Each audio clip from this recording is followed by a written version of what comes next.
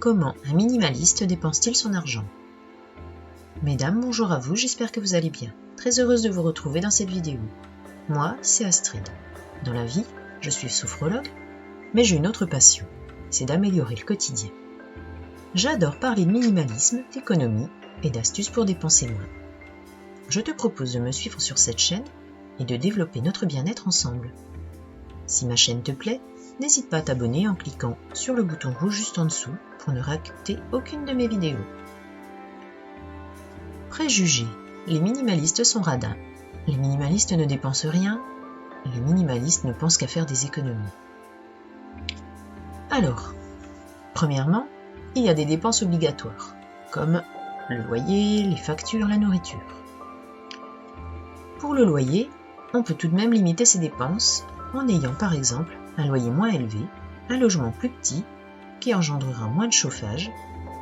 On peut habiter dans un petit village au lieu d'une ville qui reviendra moins cher en impôts et en factures d'eau. En tant que minimaliste, on possède moins de choses, donc on a besoin de moins de place. On aura moins d'appareils électriques également, donc on paiera moins d'électricité. Pour la nourriture, en achetant mieux et moins, en arrêtant d'acheter des plats tout préparés moins bons pour la santé. On va acheter des objets, des meubles, des vêtements dont on a vraiment besoin. Le minimaliste n'est pas une absence de consommation, c'est plutôt avoir une consommation raisonnée. On consomme toujours, mais différemment. On va davantage se satisfaire des objets que l'on possède déjà, plutôt que d'en acheter des nouveaux, qui ne seront pas utiles. On ne va racheter que pour remplacer un objet en fin de vie qui est abîmé et qui a besoin d'être remplacé. En tant que minimaliste, on dépense dans les choses importantes pour nous, les projets.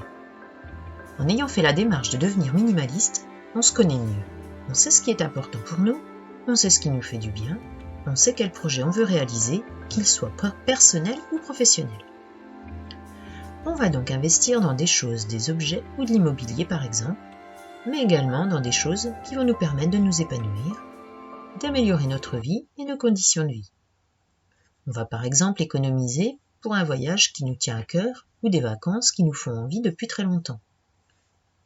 Investir dans ce qui nous apporte de la joie et de la valeur dans notre vie.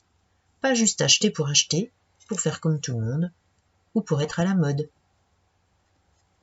Voilà pour aujourd'hui. On se retrouve demain pour une prochaine vidéo.